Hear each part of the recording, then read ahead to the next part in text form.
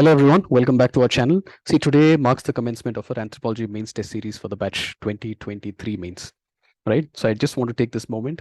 We'll provide you with the essential details of our test series. See, firstly, I would like to explain the test series schedule that you can see here on this particular slide. So what you essentially see here on the left-hand side is the schedule that you have, okay? So given in short, crisp, right? So these are the dates in which you have the tests. These are the topics in which you have the test.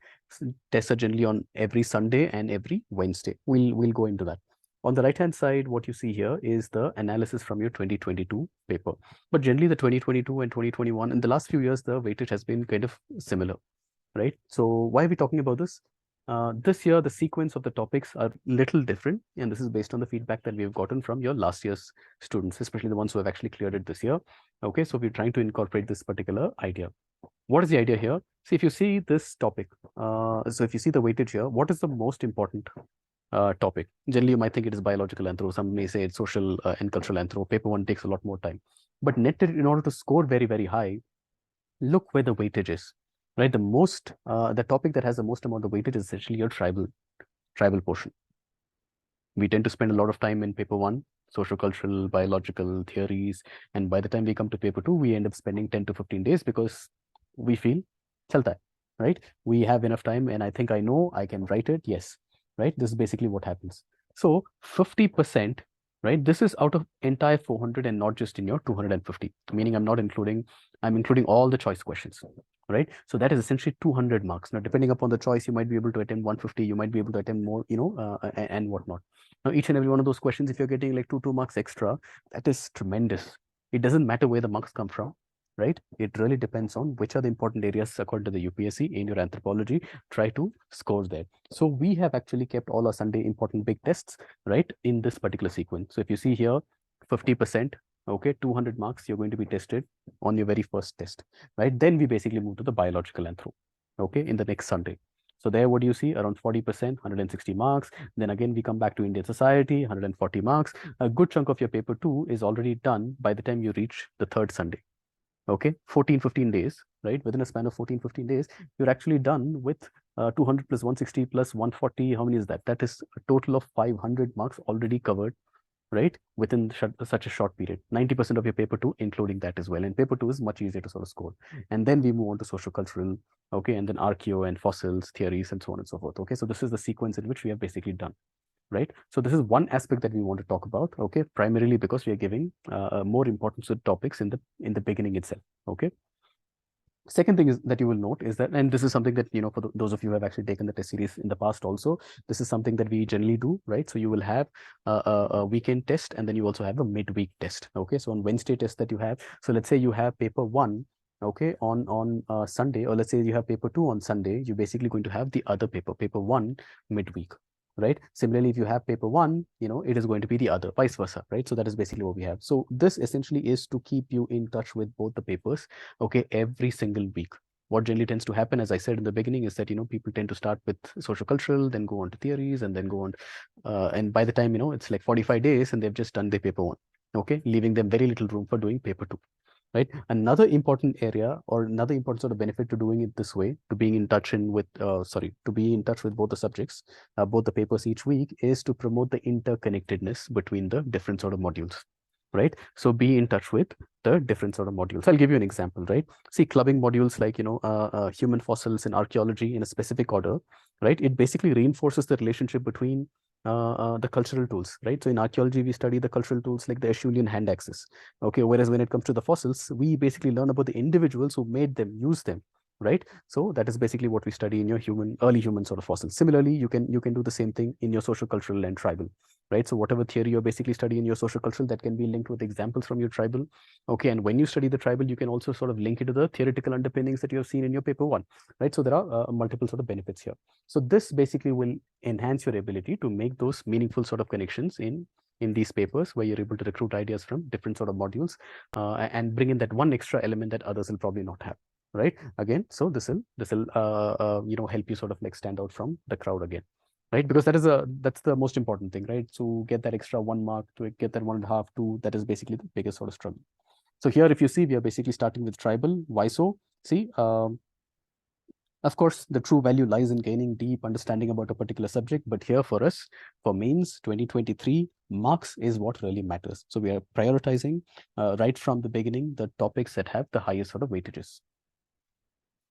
Okay, the next thing is also, most of you probably already know this, but again, I'll tell you this, right? So this is one of those sort of, so what sort of separates us from other institutes is, see, my vision is essentially that, you know, you don't have to have one particular approach in order to score extremely high, right? There are multiple different approaches that work. Okay, what may work for me may not work for you. What may work for you does not or may not work for somebody else, right? So what is more important is to provide you with the personal attention, okay, and the personal mentorship, right? So you will get that.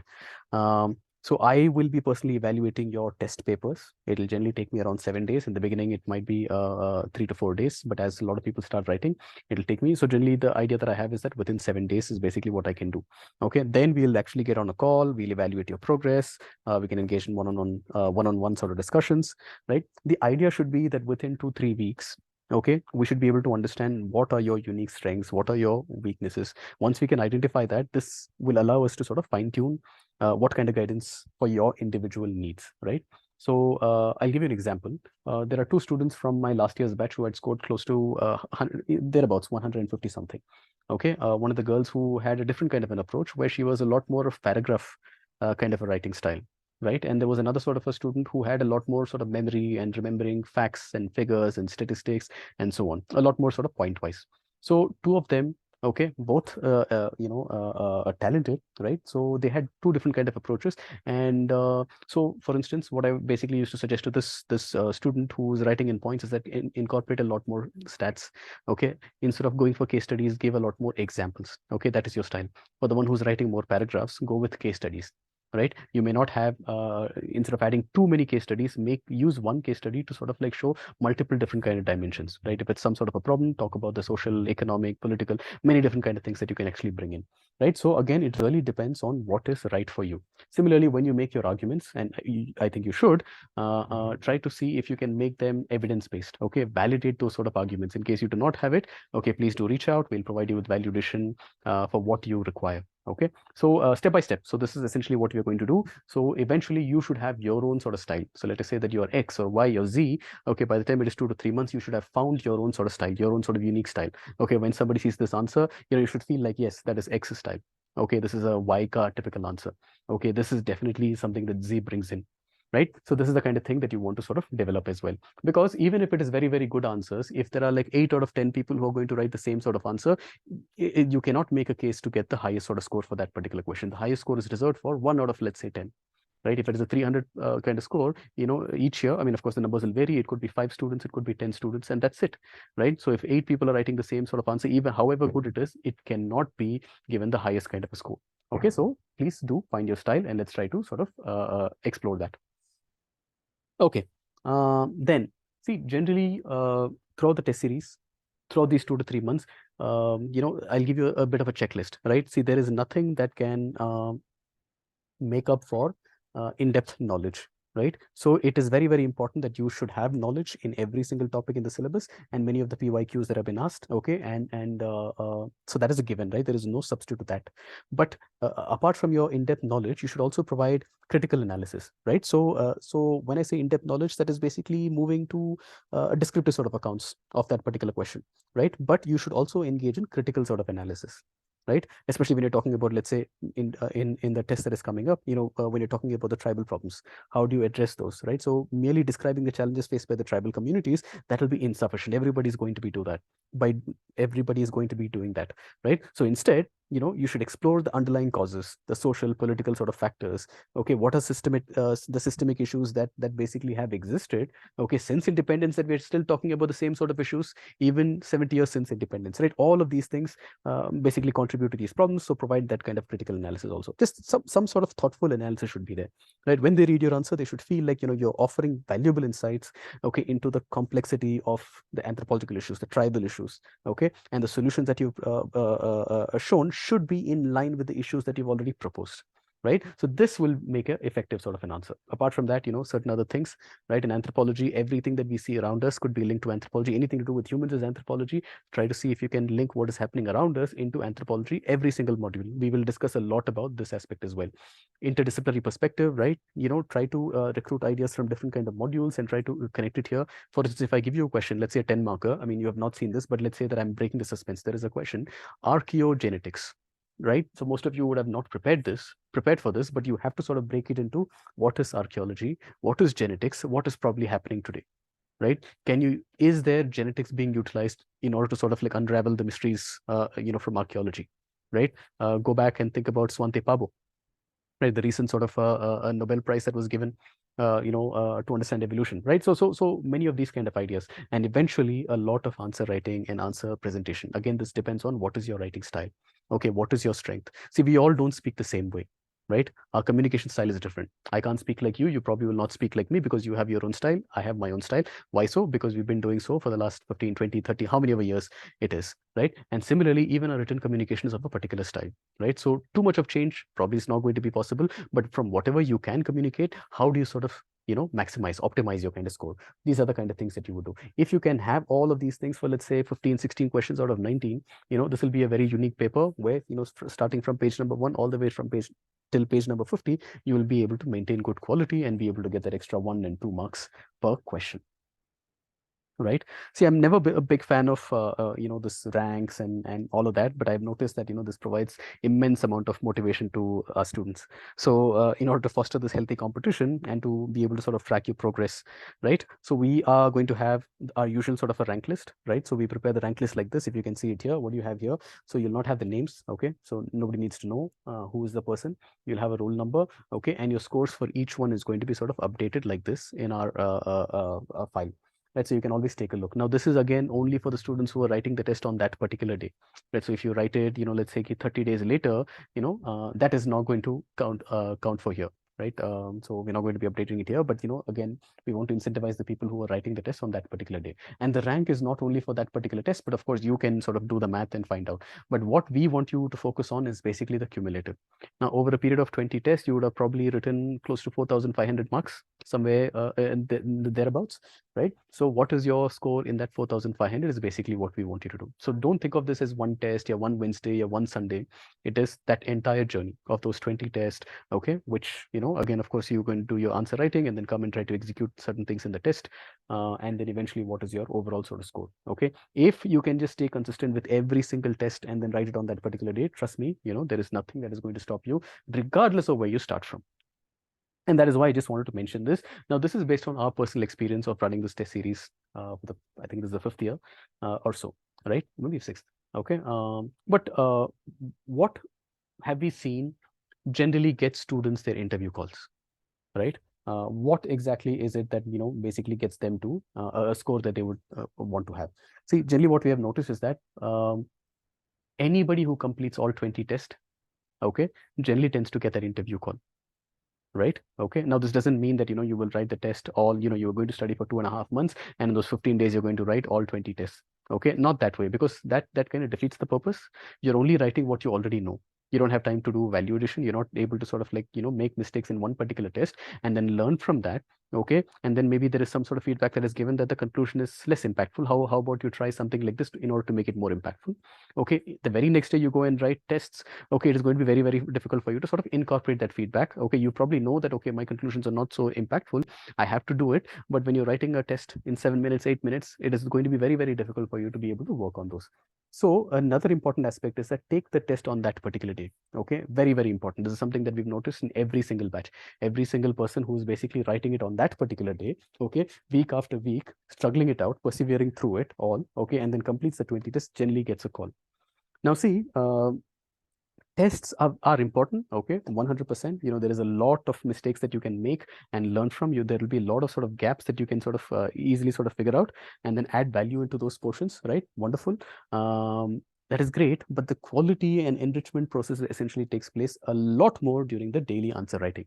Now, if you guys don't know already, we have our Telegram group, Learn with Nataraj, Anthropology. Here we post a few questions every single day, and you guys have been wonderful, right? I'm getting, by 8 o'clock, 9 o'clock, before my breakfast itself, I'm seeing a lot of you, sending me 21-page document, 19-page document, and so on and so forth, right? So this is the time to sort of work on things that you want to. Let's say you have to work on better introductions, right? Let's say you want to focus on a little more about, a different kind of a presentation, conclusion, whatever it is. These things have to be worked on by taking some time, thinking about it, rewriting them, and so on. This basically helps you sort of build that uh, uh, uh, quality. And once you have sort of practiced it multiple times, let's say over a period of 7 days, 10 days, then when you write your test, try to see if you are able to execute it under the timeline. Right. So this is more about quantity and execution, all of that, but definitely the major chunk in improvement in your score essentially comes from daily answer writing. So this also, I would say, think of it as a non-negotiable, guys. Okay, tremendous amount of improvement you'll get here. If you can continue this for a total of 2.5, 3 months, okay, from today all the way till your exam, 150, even 150 need not be the max limit. You can even score much more than this. If you can stay consistent with this, and that's the challenge, right? So being consistent with all of this thing throughout is a major sort of a challenge, but regardless of what the quality is, you just go ahead and deliver on that. Right. Okay. It may be difficult, and every day is difficult, of course. Okay. But just go ahead and write. Whatever comes out, it is fine, because next time when you write it, you're going to score that 1 mark extra, the 2 mark extra, and so on and so forth. Okay. 150 also, will be, you will cross that for sure. Okay. For sure. I've seen this multiple times. Okay. Okay, so again, so religiously, if you follow these three things, like attending all the tests, completing the entire test series, daily answer writing, I guarantee you that you will score 150 plus in each of those papers. Now, this holds true even if you're a fresher, and that's what the program is all about, right? Those 5 different aspects to work on. Apart from this, okay, we generally say, right, success is not a destination, it is a journey. Okay, and what kind of a journey? Continuous growth, self-improvement, continuous improvement, and so on and so forth. See, even success in anthropology, right? So all of this thing is in this test series also, it is basically an accumulation of small daily efforts. Okay, when you repeat, okay, through the repetition of these efforts day in and day out, students actually witness remarkable growth. Okay, I've had examples of students who have not prepared much at all. They had done like half of the first paper, second paper not done at all, not touched bio, all of these things after their prelims. Okay, so when they begin, they're somewhere in the 50 range, 60 range, and they've actually slowly, through these 3 months, they've actually brought their score to an impressive 120 and 140 and 150 and even beyond. So keep this in mind. So these cumulative efforts, they will serve as stepping stones. All you got to do is, study, every single day, handle those difficulties, face them, overcome the challenges, persevere through all of these challenging tests. Okay, you will extract valuable lessons from each and every one of those test experiences and your answer writing sort of experience. Right. Last couple of things I just want to say.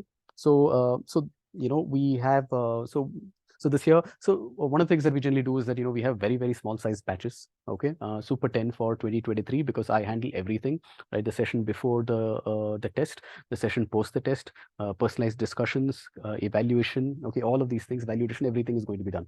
I think we are closed for the 2023 batch, but you can again check with the team. But we are still open for the 2024 batch, right? See, one thing that you guys have, let's say that you have not been able to clear your prelims, or you're going to be writing your very first prelims in 2024. See, one thing that you have that the 2023 guys don't have is that you have the advantage of time, right? You can actually mold yourself into exceptional candidates who can score 320, 330, and possibly the highest score. Now, time could also be your biggest sort of disadvantage as well. It could lead to a procrastination, but I'm sure that that is not going to be a problem for you.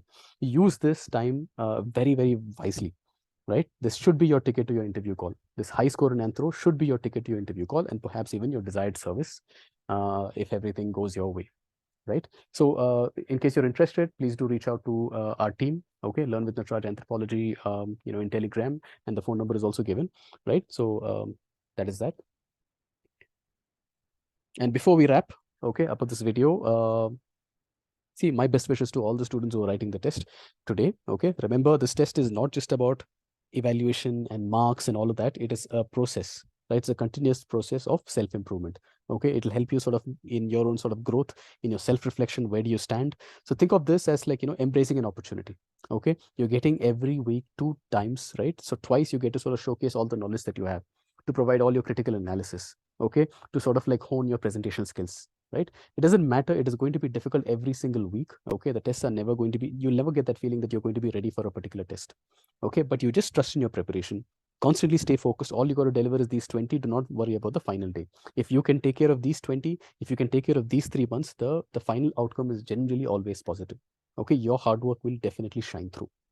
Right. So with that, all the very best, guys. And I will catch you guys in the next video. Take care. Bye-bye.